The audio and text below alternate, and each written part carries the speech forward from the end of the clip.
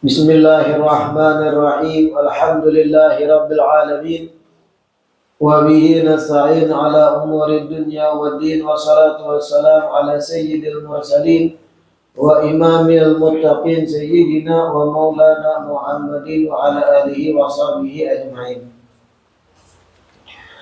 Alhamdulillah, segala puji kembali dan selalu terhatur kehadirat Allah yang masih memanjangkan umur dan melimpahkan kesehatan pada kita seberataan, sehingga diperjumpakan lagi di majelis ilmu yang sama-sama kita berharap, bercita-cita mudah-mudahan kegiatan ini bujur-bujur membawa kita pada keridhaan Allah dunia dan akhirat. Amin ya rabbal alamin.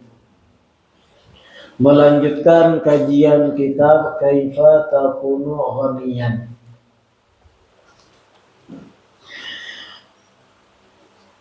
Sampai kepada halaman 26. Wa kana sallallahu alaihi wasallam yad'ullaha subhanahu wa ta'ala wa yas'aluhu taysira rizqi wa qada ad-daini wal 'aisha as-sa'id al-wasi' at-tayyib. An Aisyah radhiyallahu anha anna Rasulullah sallallahu alaihi wasallam kana yaqul Allahumma ij'al awsa'a rizqika 'alayya 'inda kibari sinni wa inqita'i 'umri. Wa an Ummi Salamah radhiyallahu anha qalat kana Rasulullah sallallahu alaihi wasallam yaqul ba'da salatil fajri Allahumma inni as'aluka rizqan tayyiban wa ilman nafi'an wa amalan mutaqabbala. Dilanjutkan oleh Al-Habib Sa'ad, ujar beliau, kana sallallahu alaihi wasallam yad'u Allah subhanahu wa ta'ala wa yas'aluhu taysira rizqi wa qada ad-daini. Rasulullah sallallahu alaihi wasallam diriwayatkan Sidin pernah berdoa. Rasulullah berdoa meminta kepada Allah taysirur rizki, agar dipermudah rezeki, wa qada ad-daini, dan Rasulullah pun diriwayatkan pernah berdoa minta pelunasan hutang, wal 'aisha as-sa'id al-wasi'at tayyibah, dan Rasulullah dalam doanya pun pernah meminta diberi kehidupan yang bahagia, yang lapang dan nyaman. Al-'aisha as-sa'id al-wasi'at tayyibah. Apa pelajaran di balik yang kita baca ini? Kita ini harus paham, setiap ada riwayat hadis yang menyebutkan doa Rasulullah, setiap isi kandungan doa riwayat hadis itu tadi pelajaran bagi umat. Ada satu hadis ibarat kana Rasulullah sallallahu alaihi wasallam yad'u bikaza. Rasulullah pernah berdoa dengan bentuk doa sekian-sekian. Pelajaran kesan kita bahwa Nabi melajari umat bahwa meminta hal tersebut bagus. Kada salah meminta itu. Nah, itu pelajaran. Di balik teks doa yang pernah dibawa oleh Nabi, itu contoh kesan umat bahwa kita pun kada salah meminta itu juga. Begitu pula berlaku doa para wali. Kita membaca kitab manaqib para aulia, orang soleh, ulama. Ternyata dalam kitab tersebut disebut ini doa wali fulan. Ini doa Syekh Abdul Qadir Al-Jilani contoh. Ini doa Imam Sufyan Ats-Tsauri. Ini doa contohnya Imam Hasan Al-Basri. Sekian-sekian bentuk doanya. Itu pelajaran gesen kita. Artinya nang dipinta oleh seorang yang soleh, seorang arif billah, pelajaran gesen kita itu jadi tujuan.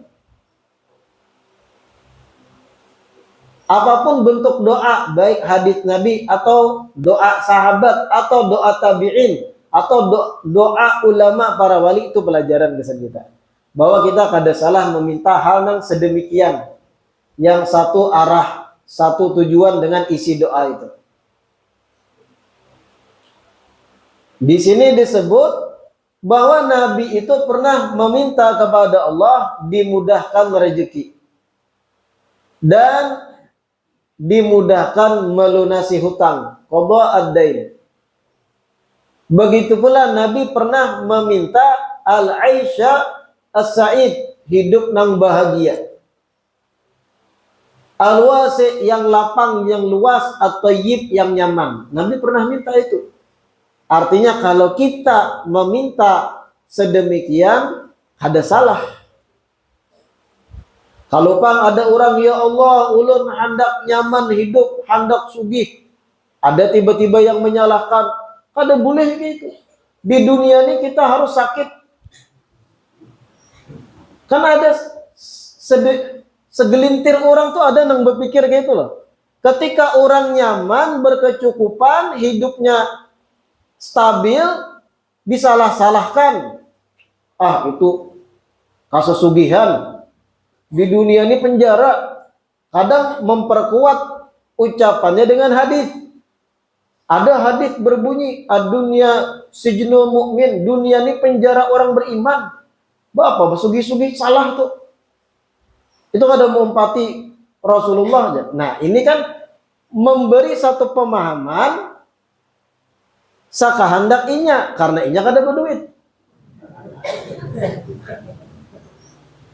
Karena inya kada berduit, melihat orang nyaman, bairi, lalu sudut pandang inya nang sempit dikuat-kuatinya dengan hadis-hadis yang inya ambil sana, ambil sini.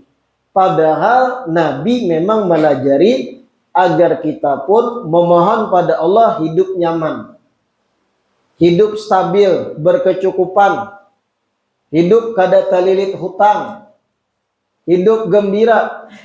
Karena kadang-kala didustakan, umum orang awam kalau kada berduit ibadah loyo. Iya kada?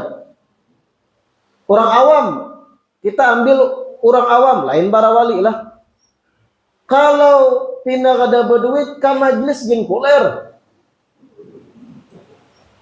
Kadang mohon maaf kalau kada berduit berjumat gin kada. Padahal lakian nih ya, suruh berdastar aja.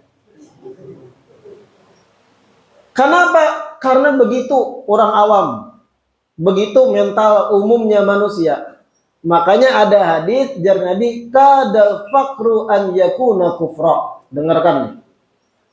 Kadal fakru an yakuna kufra. Hampir-hampir saja kefakiran itu bisa berubah menjadi kekafiran. Hampir saja jar Nabi, kefakiran atau kada berduit tiis lalu berubah menjadi kekufuran. Maksudnya hampir saja kayak apa? Kebanyakan orang kalau down, jatuh ekonominya, kacau iman, ibadah, dan hal-hal akhiratnya. Kebanyakan, mohon maaf, ada beberapa tahun yang lewat di satu wilayah terjadi musibah besar, longsor, gempa bumi dan sebagainya. Mayoritas ada orang Islam di situ. Tapi manakala ada bantuan ketika inya jadi korban banyak itu tadi, ada bantuan dari non-muslim. beberapa kardus makanan, entah itu Indomie dan sebagainya, digelontorkan bantuan tadi dengan syarat mau masuk agama mereka. Banyak yang murtad. Karena apa? Keadaan terhimpit, kena musibah, rumah hancur, parut lapar, kada berduit, dapat bantuan asupan makan. Iman sudah dari awal kada kuat, yang memberi bantuan ini mengajak agar masuk ke agamanya, akhirnya murtad. Sehingga waktu itu populer istilah iman Indomie. Gara-gara beberapa kardus Indomie mau murtad. Karena dapat bantuan. Nah, ini kadal fakru an yakuna kufra. Hampir-hampir saja ajar Nabi, kefakiran itu berubah menjadi kufur. Fakir, kemiskinan bisa berubah menjadi kekufuran. Ketika lagi berduit stabil, ibadah lancar, ini lancar, tiba-tiba bangkrut, kada berduit, talilit hutang. Protes Tuhan Allah Ta'ala, kenapa aku kayak ini ya Allah?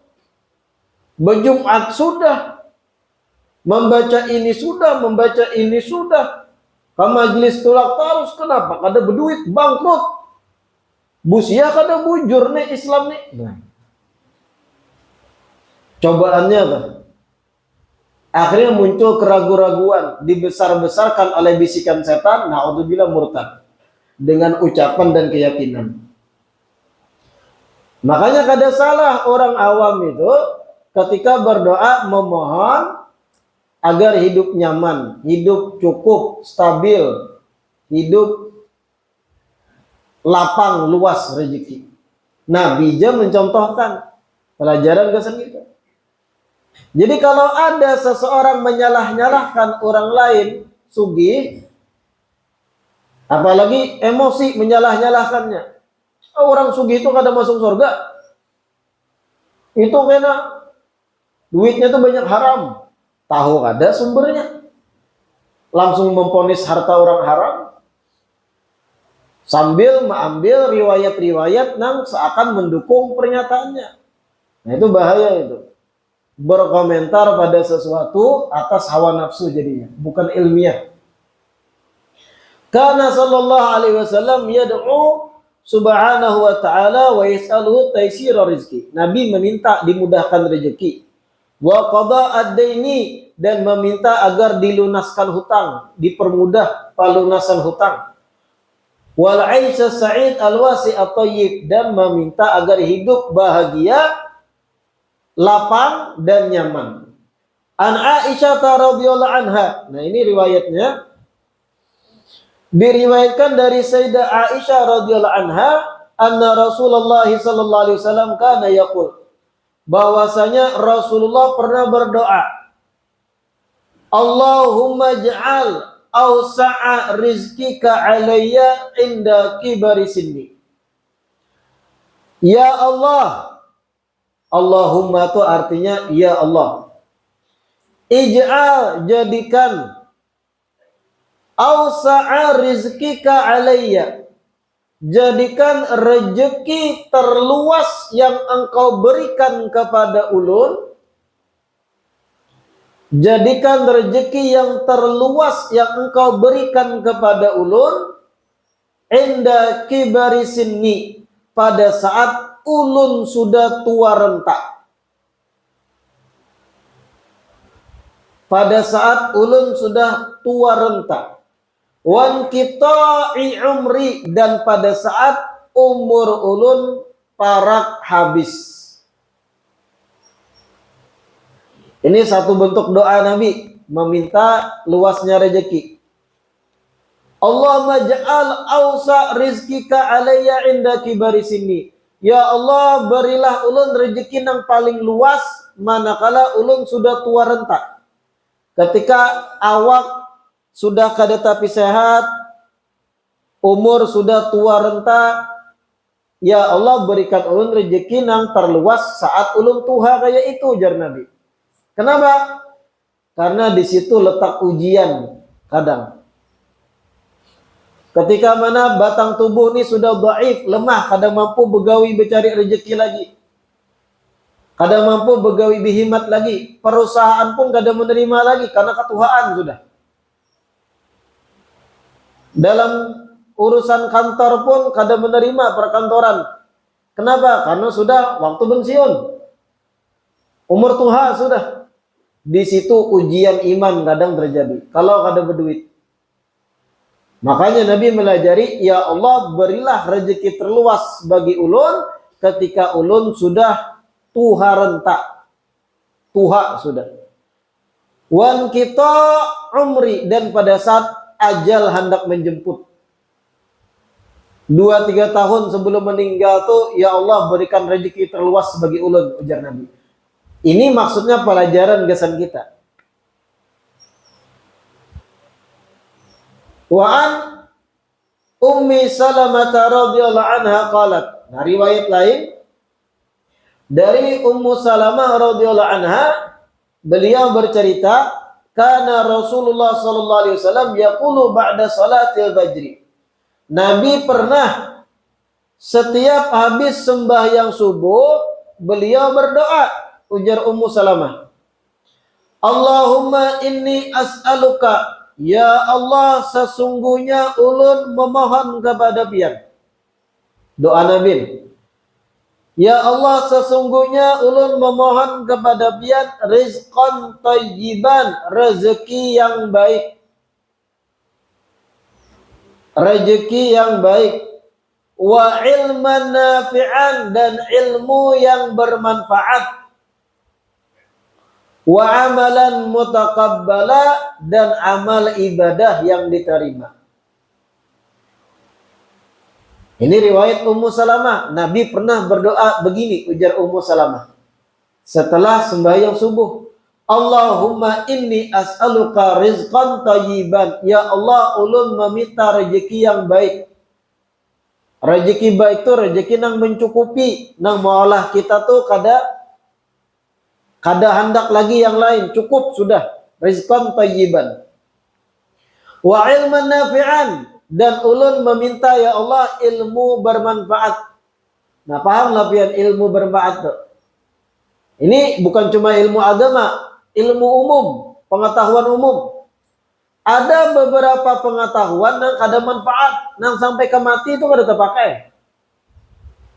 Mohon maaf, pernah lapian waktu sekolah bari, SMP atau SMA, belajar rumusan matematika nang kuadrat-kuadrat nang terlalu rumit. Nang biasanya guru nang mengajar gen sidin besulah.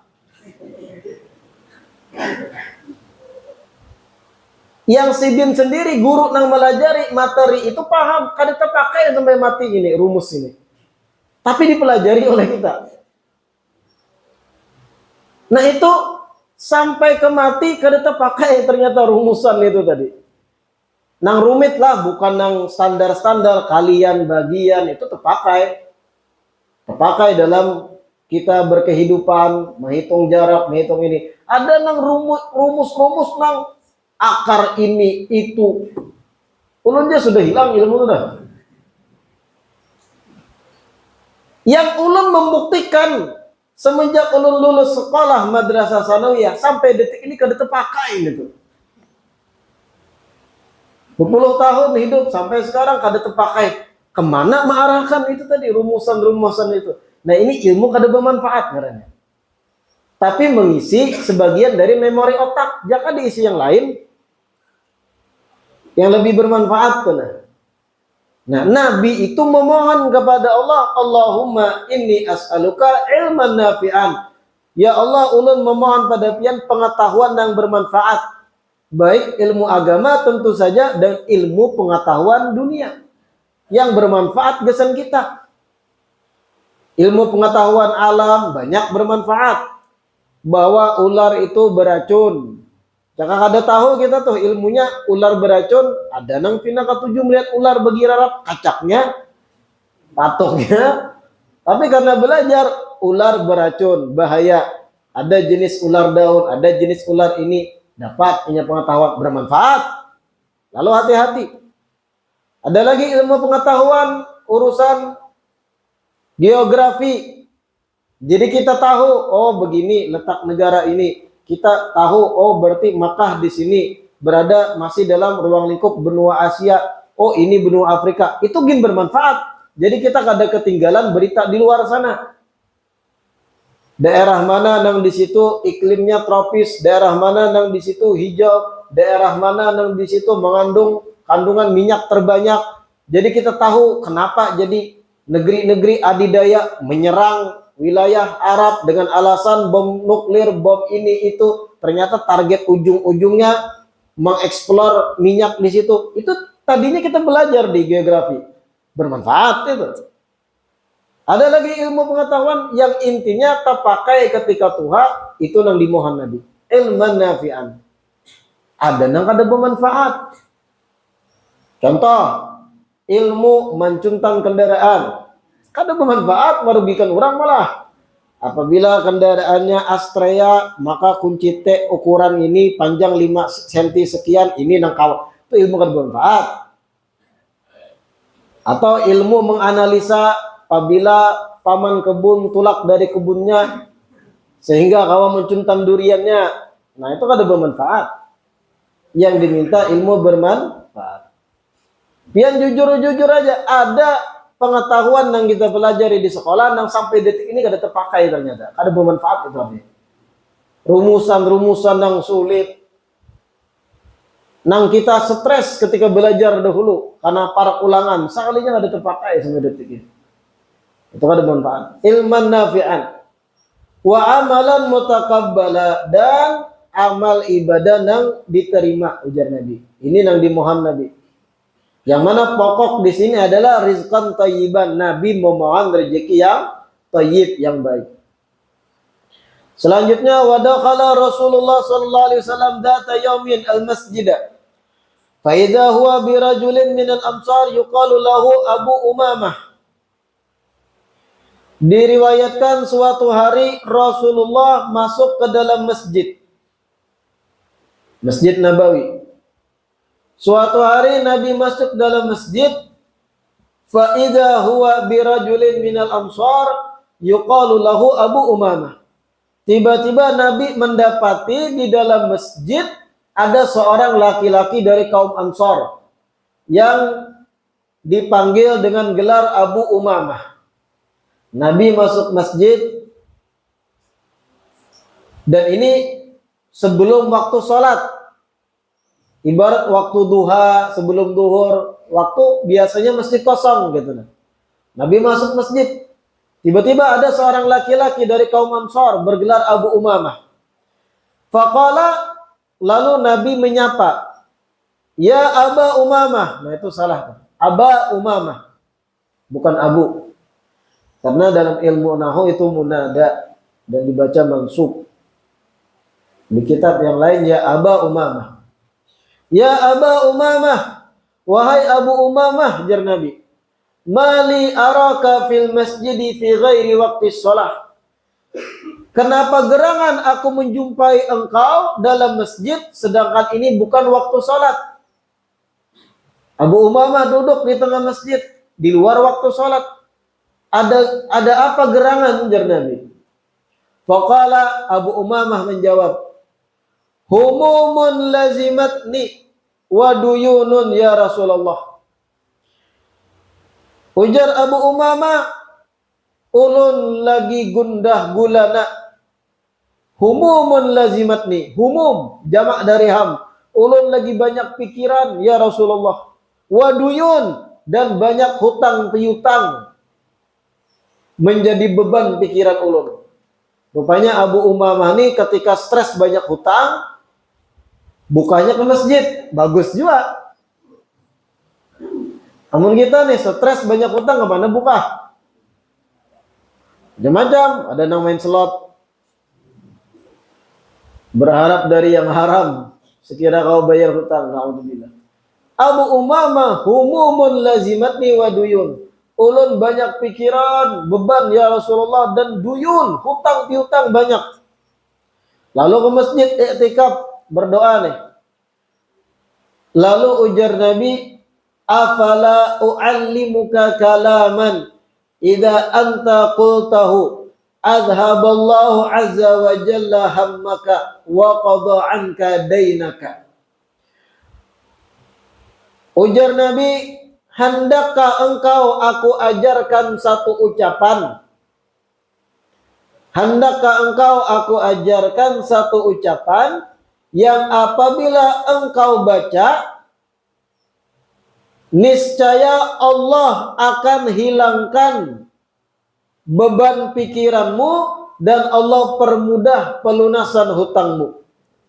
Jadi Nabi hendak memberi amalan, bacaan, zikir. Qala Abu Umamah menjawab, bala ya Rasulullah. Inggih pasti ya Rasulullah. Lajari ulun bacaan itu. Lalu jar Nabi, qala qul, katakanlah atau bacalah wahai Abu Umamah, idza asbahta wa idza amsayta. Ketika engkau berada di waktu pagi dan ketika engkau berada di waktu sore, 2 kali sehari membaca. Apa? Allahumma inni a'udzubika minal hammi wal hazani. Ya Allah, sesungguhnya saya berlindung kepadamu dari kesedihan dan dari kegundahan. Wa a'udzubika minal ajzi wal kasali. Dan saya berlindung kepadamu dari ketidakmampuan dan dari rasa malas. Wa a'udzubika minal jubni wal bukhli. Dan saya berlindung kepadamu dari sifat pengecut dan sifat kikir atau pemalar. Wa a'udzubika min ghalabatid dain wa qahrir rijal. Dan saya berlindung kepadamu ya Allah dari terlilit hutang. Wa qahrir rijal, dan intimidasi orang-orang kuat. Nah ini doanya setiap pagi dan setiap sore jar Nabi. Idza asbahta wa idza amsayta. Allahumma inni a'udzubika minal hammi wal hazan wa a'udzubika minal ajzi wal kasal wa a'udzubika minal jubni wal bukhl wa a'udzubika min ghalabatid daini wa qahrir rijal. Lalu Abu Umamah meneruskan, fa'altu dzalika, aku pun menggawi apa yang dilajari Nabi.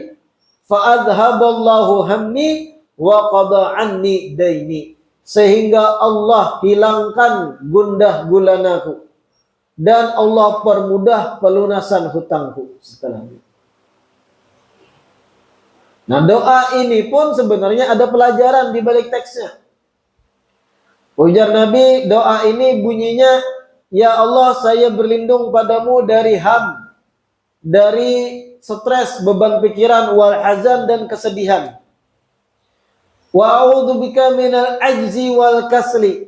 Dan saya berlindung padamu ya Allah dari ajz, ketidakmampuan. Kada mampu lagi membayar hutang, wal kasli, dan sifat malas.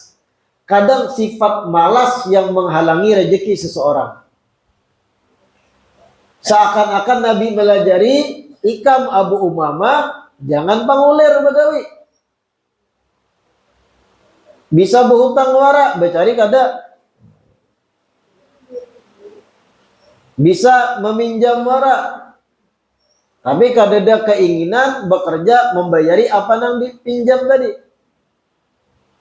Wa a'udzubika minal jubni wal bukhli. Nah, ini pelajaran juga. Dan aku berlindung padamu ya Allah dari sifat jubun, pengecut. Kada berani mengambil keputusan. Kada berani dalam berspekulasi untuk berusaha. Jubun tuh ngarannya. Wal bukhli, dan dari sifat pemalar. Karena sifat pemalar yang menghalangi rezeki orang juga. Engken. Ada mau bersedekah, kayak hendak rezeki datang. Pelajarannya di situ. Sifat jubun atau pengecut itu bisa menghalangi rezeki. Contoh, ada riwayat hadits Nabi mengatakan, at-tajirul jasur marzuq, wa tajirul jaban mahrum. Orang yang berdagang jasur, dan inya berani berspekulasi, berani mengambil resiko ketika berdagang, marzuk, itu yang akan diberi rezeki, ujar Nabi. Maksudnya kayak apa? Pian bisi modal duit 10 juta, duit seorang. Ada kekawanan memberi gambaran peluang usaha. 10 juta ikan tukarakan barang ini. Lalu dagang akan, insya Allah kena jadi 20 juta atau 15 juta. Ini bisi duit sudah. Ada peluang usaha diberi gambaran oleh kawan. Lalu inya jaban, pengecut. Kena kalau pindah bangkrut. Busiah kena rugi. Busiah ini, pahamlah busiah dia. Lain bapak siah lain. Kalau pina bahasa kita, busiah itu bahasa Banjar, kalau pina. Kalau pina bangkrut. Kalau pina kena pembelinya kedada. Kalau pina barangnya kada baik. Kalau pina dan kalau pina jaban dengarannya, pengecut. Kedua ini mengambil resiko. Padahal belum tentu inya bakal rugi, bangkrut. Yang kayak ini jar Nabi mahrum, rezekinya kada bakal lancar. Sebaliknya orang yang berdagang jasur, berani mengambil resiko, waninya optimis bahasa kita tuh nah, jasur. Ikdam alal amal, mengambil resiko karena lebih optimis, berpikir positif.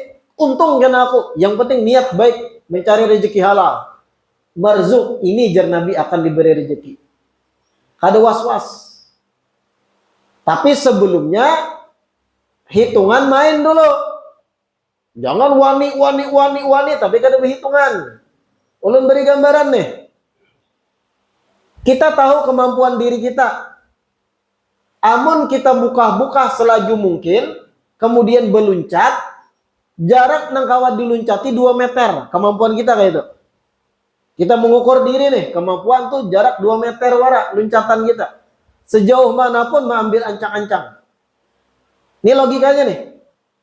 Lalu di hadapan kita ada jurang 4 meter. Antara di sini dan di sana tuh 4 meter.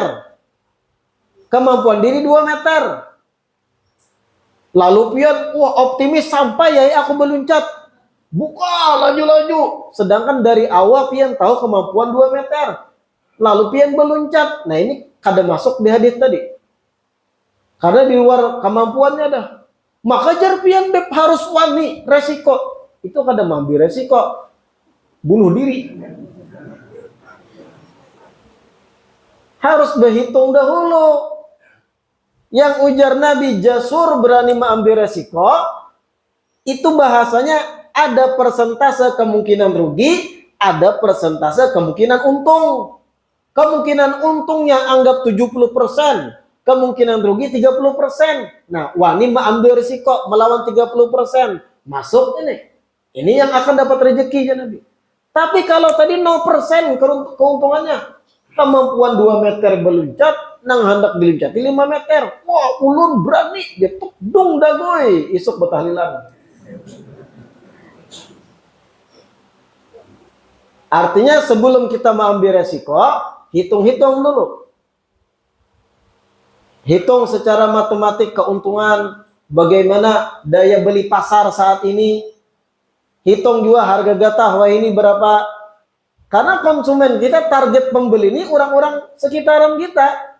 Yang usahanya ada di gatah, usahanya gini, daya beli orang. Kayak apa kalau seandainya sekarang aku mulai berdagang, hitung dulu itu. Setelah rapi hitungan, kemungkinan rugi 40%, kemungkinan untung 60%, 40% nih hitungannya begini, kemungkinan rugi, tapi kemungkinan lebih besar untuk untung, ambil gawian tadi.